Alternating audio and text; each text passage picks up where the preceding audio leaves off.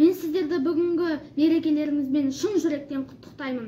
Сіздерге арналған бір шумақ өлеңімді қабыл алыңыздар.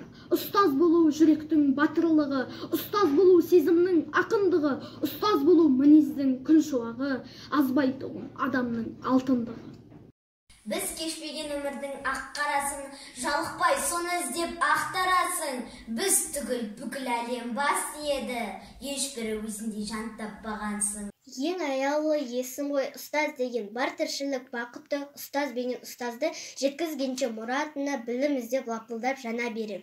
Мен ұстазбын мәңгі бағым сақталған, мен ұстазбын ана үміті ақталған, мен ұстазбын адал еңбек бекіткен, мамандығым ел алдында мақталған.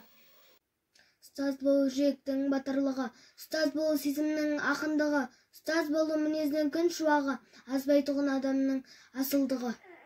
Ұстаз ана болашақтың анасы, ұстаз ана ақыл білім панасы, жүзіндегі пәк мейірімді көргенде, әр шәкірттің оянады санасы. Алғаш рет оятқансың санамды, алғаш рет ұстатқансың қаламды. Сол үшін де мәңгі сыйлап өтемін, түсіндірген жақсы менен жаманды. Мейрамдан келген құттықтаймын, ұстаз. Аялаған анасындай мұғалімім, тұнып аққан мөлдір бастап болағыңмын. Бұлақ көсен көзін ашты деген халқымдана. Ақылыңды айтсаң, тыңдай берем, әр халық күнің жаңа.